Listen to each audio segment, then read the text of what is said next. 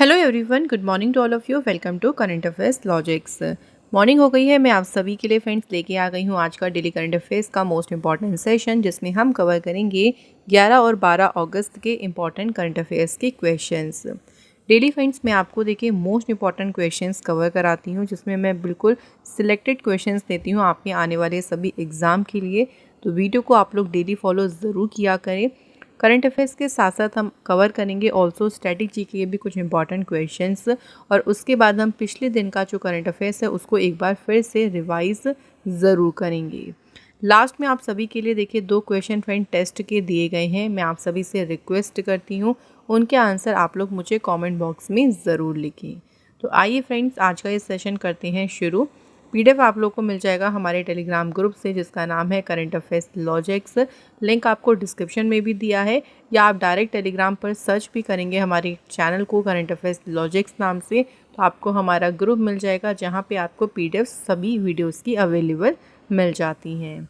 तो इस वीडियो को भी हम आज की शुरू करेंगे एक मोटिवेशन कोट से, और आज का मोटिवेशन कोट है stop doubting your self, work hard and make it happen.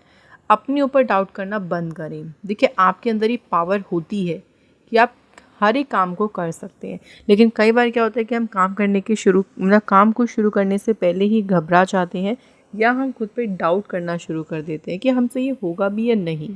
तो फिर क्या होता है ना, हमारे अंदर नेगेटिव थॉट्स चले जाते हैं। तो आपको कभी भी किसी भी काम को शुरू करने से पहले खुद पर डाउट नहीं करना है।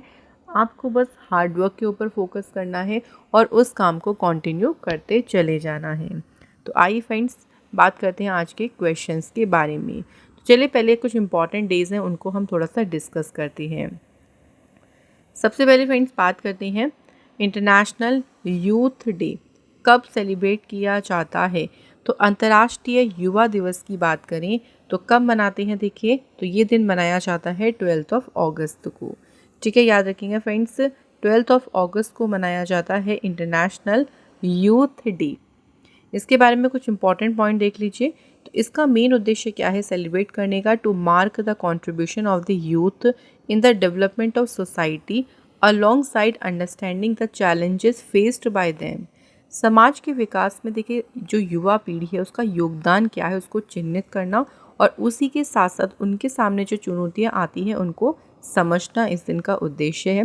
पहली बार ये सेलिब्रेट किया गया था 12 अगस्त 2000 को।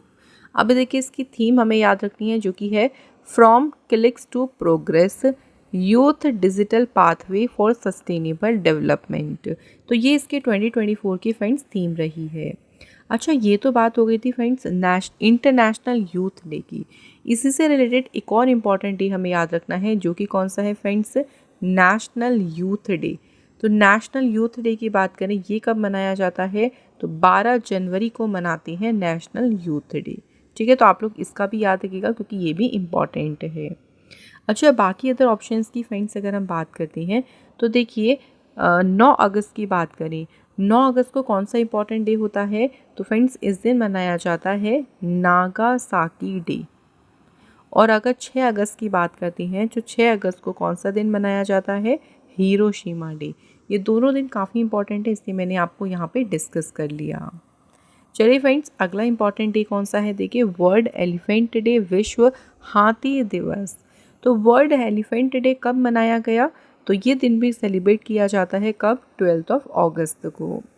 इस दिन के बारे में बात करें तो हाथियों के सामने आने वाली जो भी चैलेंजेस हैं, देखिए जो भी गंभीर चुनौतियां हैं उसके बारे में जागरूकता बढ़ाना और उनकी सुरक्षा करना और उनको संरक्षण प्रोवाइड करना इस दिन का उद्देश्य है।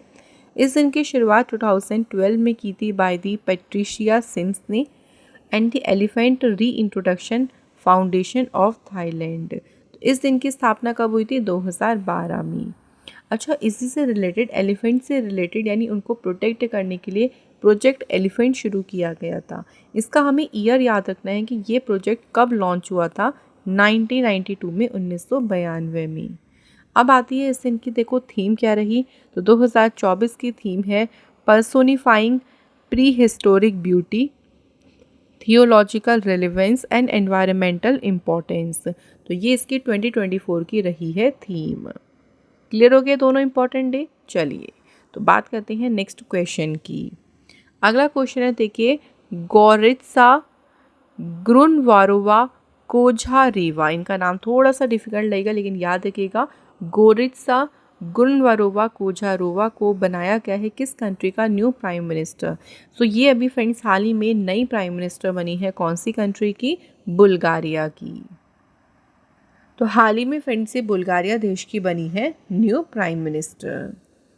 कुछ और बात करते हैं न्यूली अपॉइंटेड प्राइम मिनिस्टर और प्रेसिडेंट के बारे में। तो ट्यूनीशिया में देखिए अभी प्राइम मिनिस्टर बनी है कामेल माधुरी बनी है यहाँ की। बांग्लादेश के इंतरिम गवर्नमेंट के हेड बने मोहम्मद यूनुस। ईरान के प्रेसिडेंट बने मसूद पेजेशाकियन। वेनेजुएला के तीसरी बार प्रेसिडेंट बने हैं निकोलस मादुरो। इसके बाद एस्टोनिया में प्राइम मिनिस्टर बने Kristen Michal. And Rwanda country के चौथी बार प्रेसिडेंट कौन बनी है, पॉल कागमी। तो ये सारे न्यूली अपॉइंटेड है, इनको फ्रेंड्स याद रखिएगा। आइए बात करते हैं नेक्स्ट क्वेश्चन के बारे में। अगला क्वेश्चन है, based on data compiled by the sovereign wealth fund institute, what is the rank of India's reserve bank of India around the world. तो यहाँ बात करें सॉवरेन वेल्थ फंड इंस्टीट्यूट द्वारा जो डेटा है उसके अनुसार दुनिया भर में भारत के रिजर्व बैंक का जो है रैंक क्या है। तो रिजर्व बैंक को देखिए कौन सी रैंक मिली है, सही आंसर है ऑप्शन नंबर डी 12th। तो आरबीआई जो है इसमें 12th नंबर पे है। अच्छा, अगर हम टॉप 3 वेल्थिएस्ट बैंक्स की बात करेंगे तो नंबर 1 पे यूएसए का फेडरल रिजर्व सिस्टम है, सेकंड नंबर पे चाइना का है पीपल्स बैंक ऑफ चाइना और तीसरे नंबर पे है जापान का बैंक ऑफ जापान। और इंडिया का जो आरबीआई बैंक है वो कौन से प्लेस पे है, इसमें 12th नंबर पे। अगला question, which edition of the Har Ghar Tiranga campaign will run from 9th of August to 15 August. Har Ghar Tiranga जो अभियान है देखिए इस बार इसका कौन सा संस्करण हो रहा है। तो 9 अगस्त से लेके 15 अगस्त तक कैंपेन चलेगा, हर घर तिरंगा कैंपेन, और इस बार हो रहा है इसका तीसरा एडिशन। ठीक है, याद रखिएगा तीसरा एडिशन हो रहा है।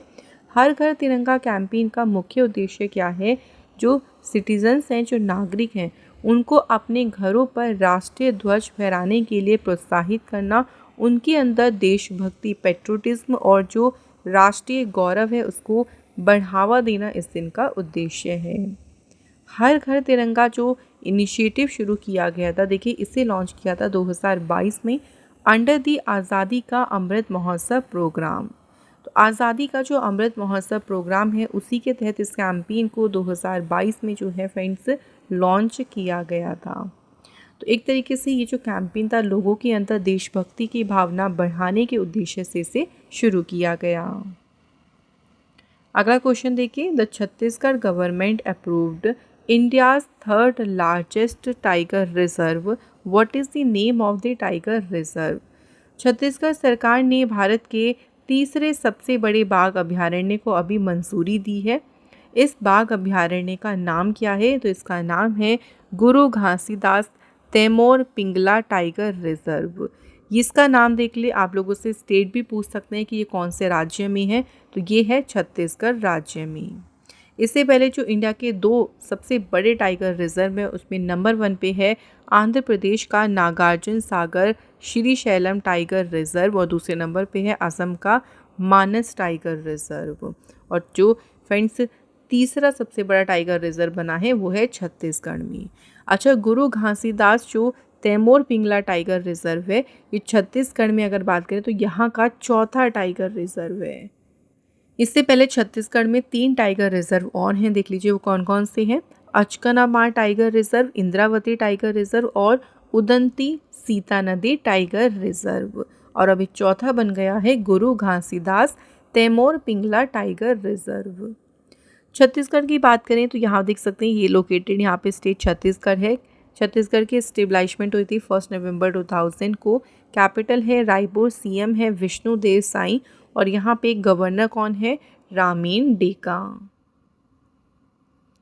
Next question, the Orissa government introduce India's first rice ATM, what is the name of this rice ATM. Question में अगर आप लोगों से पूछते कि इंडिया का पहला जो चावल एटीएम है वो किस स्टेट गवर्नमेंट ने इंट्रोड्यूस किया, आंसर होता है उड़ीसा सरकार ने। इस चावल एटीएम का उन्होंने नाम क्या दिया है, तो इसे नाम दिया है अन्नपूर्ति ग्रेन एटीएम। ठीक है, इसका नाम याद रहेगा, अन्नपूर्ति ग्रेन एटीएम। ये जो मशीन है इसे इंस्टॉल किया गया है मैनचेश्वर के वेयरहाउस में और इसे लॉन्च किया है Odisha food supply and consumer welfare minister Krishna Chandra Patra ने। जो अन्नपूर्ति ग्रेन एटीएम है इसे देखिए ऑफिशियली तौर पर जाना जाता है और इसमें सिर्फ आपको 5 मिनट में 50 किलोग्राम तक अनाज जो है ये डिस्ट्रीब्यूट करने में सक्षम है। और इसमें सिर्फ एरर रेट कितना बताया है इन्होंने, ओनली 0.01% का। तो एटलीस्ट बिल्कुल ना के बराबर ही एरर इसमें हो सकती है और 5 मिनट में आपको 50 किलोग्राम तक यहाँ पे जो है जो अनाज है वो ईज़िली मिल सकता है। अब देखिए इस एटीएम को किस तरह से यूज़ किया जाएगा, ये एग्ज़ाम में तो नहीं आएगा, नहीं पूछेंगे, लेकिन मैं इसे जनरल नॉलेज के लिए आपको बता रही हूँ। इसमें आपको अपने राशन कार्ड का नंबर एंटर करना है, जो टच स्क्रीन लगी है उसके माध्यम से कंप्लीट बायोमेट्रिक वेरिफिकेशन यानी फिंगरप्रिंट या फिर जो आइरिस स्कैन होता है, जो आपकी आईज स्कैन करते हैं, उसके माध्यम से आपका वेरिफिकेशन होगा। तो ATM will dispense the rice up to 25 kilogram after successful verification. जब सक्सेसफुल वेरिफिकेशन हो जाएगा तो एटीएम जो है आपको जो राइस है वो डिस्पेंस कर देगा। तो इस तरह से इस मशीन को यूज़ किया जा सकता है। बात करते हैं उड़ीसा के बारे में फ्रेंड्स। उड़ीसा की देखिए कैपिटल क्या है, भुवनेश्वर है। सीएम है मोहन चरण मांझी। डिप्टी सीएम है यहाँ के we Singhdeo and Pravati Parida. Governor है रघुवर दास और यहाँ पे असेंबली सीट्स कितनी है, 147। अगला क्वेश्चन देखिए, Haathi app has been launched in which state to reduce human elephant conflict. मानव हाथी संघर्ष को कम करने के लिए किस राज्य में हाथी ऐप को लॉन्च किया गया है, तो ये एप्लीकेशन लॉन्च हुई है कहाँ पे, असम गवर्नमेंट में। इस ऐप को लॉन्च करने का उद्देश्य है असम और जो आसपास के देखिए स्टेट है वहाँ पे जो ह्यूमन एलिफेंट कॉन्फ्लिक्ट हो जाता है, जो मानव हाथी संघर्ष हो जाता है, उसको कम करना इसका उद्देश्य है। इस एप्लीकेशन को इनॉग्रेट किया है नंदिता गोरलोसा ने, जो कि कैबिनेट मिनिस्टर हैं power sport and youth welfare की।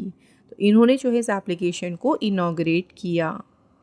असम राज्य की बात करें तो फ्रेंड्स असम की फॉर्मेशन हुई थी 26 जनवरी 1950 को। कैपिटल है दिसपुर। सीएम है हिमांता विश्व शर्मा। गवर्नर है लक्ष्मण प्रसाद आचार्य। लोकसभा की सीटें हैं 14। यहाँ पे राज्यसभा की सीटें हैं फ्रेंड्स 7। असेंबली सीट्स हैं यहाँ पे 126।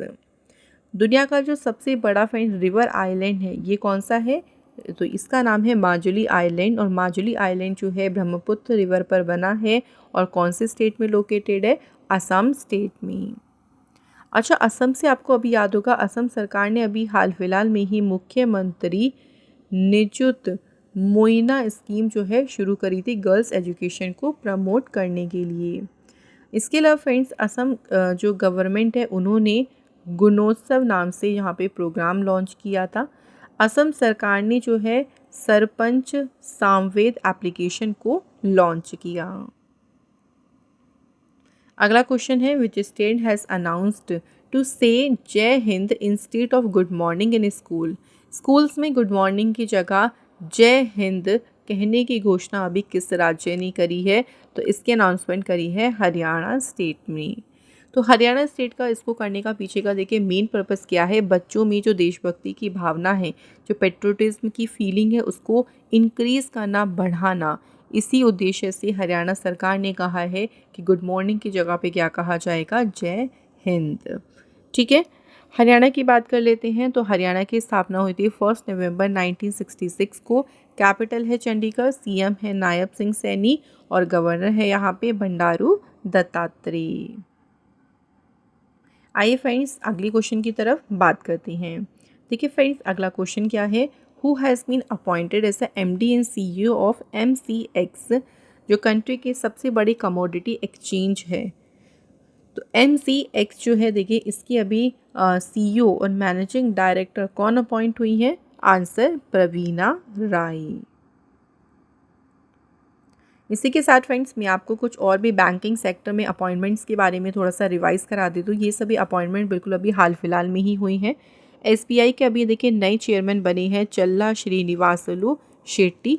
दिनेश खारा जो है इनका कार्यकाल पूरा होने जा रहा है, तो उसके बाद में एसबीआई के चेयरमैन हो जाएंगे चल्ला Srinivasulu Shetty. Unity small finance bank के एमडी सीईओ बनी है Indrajit Kamorta. National housing bank के मैनेजिंग डायरेक्टर बने संजय शुक्ला। और small industries development bank of India यानी सिडबी के सीएमडी कौन बनी है? मनोज मित्तल। अगला क्वेश्चन देखिए फ्रेंड्स, नेक्स्ट क्वेश्चन की बात करती हैं। Who has been awarded Timor's highest civilian honour, जिसका नाम है the grand collar of order of Timor Leste. तो ये तिमोर लेस्से कंट्री का देखिए सर्वोच्च सम्मान है और ये भी हाल ही में किसे दिया गया है? तो इस सम्मान से सम्मानित किया गया है किसे? प्रेसिडेंट द्रौपदी मुर्मू को। द्रौपदी मुर्मू को जो है ये अवार्ड मिला है उनकी अचीवमेंट्स के लिए। तो एजुकेशन, सोशल वेलफेयर, वुमेंस को एम्पावर करने के प्रति जो उनका समर्पण रहा, जो उन्होंने अच्छा वर्क किया है, उसके लिए उनको ये ऑनर दिया गया है। Next question, Aman Sehrawat became the youngest Indian to win an Olympic medal after he won a bronze medal in the men's freestyle 57 kg wrestling event। तो इन्होंने जो है किस में भाग लिया था? तो पुरुषों की 57 जो kg free style wrestling event होता है उसमें अमन सहरावत ने कौन सा मेडल जीता, ये आप लोगों से पूछ सकते हैं। तो अमन सहरावत ने जीता है ब्रॉन्ज मेडल और ये भारत का छठा ब्रॉन्ज मेडल रहा। तो इस बार के ओलंपिक में भारत ने कुल कितने पदक जीते हैं? 6। देख लेते हैं कौन कौन से इंडिया के इस बार मेडल विनर्स रहे हैं। प्लेयर्स के सबके नाम देखते हैं। सो सबसे पहले मनु भाकर, देखिए ये पहला मेडल लेके आई थी इंडिया के लिए और इन्होंने जीता था कौन सा मेडल? Bronze medal. तो वुमेंस की 10 मीटर एयर पिस्टल इवेंट में जीता इन्होंने ब्रॉन्ज। नेक्स्ट मनु भाकर और सरबजोत सिंह, इन्होंने जो है 10 metre air pistol mixed team event में जीता ब्रॉन्ज मेडल। स्वप्निल कुसाले ने भी ब्रॉन्ज मेडल जीता है मेंस की 50 मीटर राइफल 3 पोजीशन में। इंडिया हॉकी टीम ने अगेन फिर से जीता ब्रॉन्ज मेडल। मेंस के जैवलिन थ्रो में नीरज चोपड़ा विनर रहे सिल्वर मेडल के साथ। और लास्ट में सबसे आखिरी मेडल जीता इंडिया के लिए अमन सहरावत ने, इन्होंने भी जीता है ब्रॉन्ज मेडल। तो भारत के पास एक तो सिल्वर मेडल आया है और 5 आए हैं भारत के पास ब्रॉन्ज मेडल। तो टोटल भारत ने इस ओलंपिक में जीते हैं 6 मेडल। बात थोड़ा सा करें इस बार के समर ओलंपिक्स के बारे में, तो चलिए मैं कुछ इंपॉर्टेंट पॉइंट्स आप लोगों को बता देती हूँ। इस पर मैं आपको एक अलग से वीडियो भी प्रोवाइड करूँगी क्योंकि ये टॉपिक काफ़ी इंपॉर्टेंट है। कई सारी चीज़ें यहाँ से बन सकती हैं, उसको हम अलग से वीडियो में डिस्कस करेंगे। समर ओलंपिक का इस बार देखिए कौन सा एडिशन हुआ है? 33rd। और इस बार के ओलंपिक्स 24 जुलाई को शुरू हुए थे और 11 अगस्त तो कंप्लीट हो गए। ओपनिंग सेरेमनी कहाँ हुई थी? फ्रांस की जो सीन रिवर है वहाँ पे ओपनिंग सेरेमनी हुई थी। क्लोजिंग सेरेमनी हुई थी स्टेड डे फ्रांस स्टेडियम में। मेस्कॉट है फिजियन हैट। मोटो है CTS LTS 40 जिसका मीन्स होता है faster higher stronger. Closing ceremony जो हुई थी देखिए उसमें इंडिया के फ्लैग वेयरर कौन रहे? PR श्रीजेश और मनु भाकर। ओलंपिक्स में देखिए मेडल टैली में देख लेते हैं कौन सी कंट्री ने कितने मेडल्स जीते हैं। तो इस बार सबसे ज़्यादा मेडल्स जीते हैं USA ने और USA रहा है नंबर 1 पोजीशन पे। USA ने टोटल 126 मेडल जीते, 40 गोल्ड, 44 सिल्वर और 42 ब्रॉन्ज मेडल। 91 मेडल के साथ चाइना सेकंड प्लेस पे रहा और 45 मेडल के साथ जापान रहा तीसरे नंबर पे। तो ये टॉप 3 कंट्रीज़ तो हमें याद रखनी है। इसी के साथ हमें इंडिया को भी याद रखना है कि मेडल टैली में इंडिया को कौन सी पोजीशन मिली है। भारत इसमें 71 पोजीशन पे रहा।